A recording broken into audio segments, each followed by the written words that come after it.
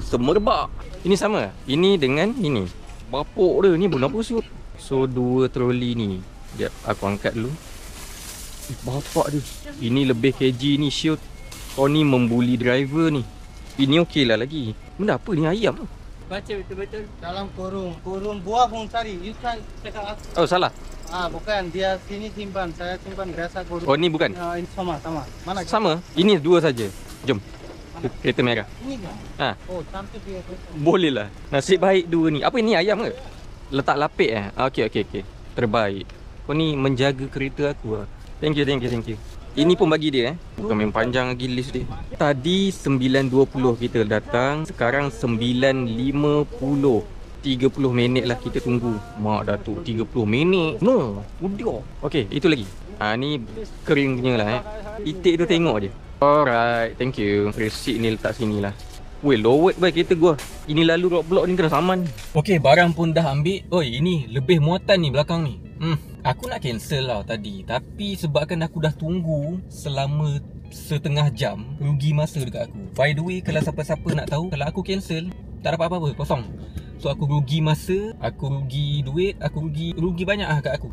Weh, bau dia semerbak. Aku bawa kereta terpaksa buka tingkap ni. Itu pun tak membantu. Sakit hidung weh. Aku bernafas tadi pakai mulut je. Ini last lah aku ambil daripada Seri Kembangan Parking je lah kat tepi ni. Sikit dulu. Halo, bang. Ambil barang dalam tu. Semerbak. Ayam, susu, sawi, itik aku. Yang ni nanti nak ambil duit dekat dalam ambil gambar lah. Alright. Assalamualaikum. Saya totalkan sekali lah dengan cas-cas dia Parking 2. Campur dengan masa.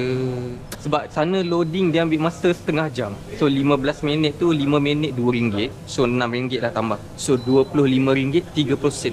Okey, baik, terima kasih. Okey, dah habis dah? Alright, terima kasih. Oh my days. Kesian itik aku. Oh shit, basah siut. Oh my god. Straight pergi ke car wash. Alhamdulillah untuk order tadi kita dapat RM13.56. Tapi kalau tanya aku berbaloi ke tidak dengan harga tu, kereta aku dah basah kat belakang, lepas tu bau lagi dekat satu kereta ni, jawapan aku tak berbaloi. Walaupun aku dapat claim parking dengan masa tadi tu 15 minit, 5 minit RM2, so 6, RM8. Still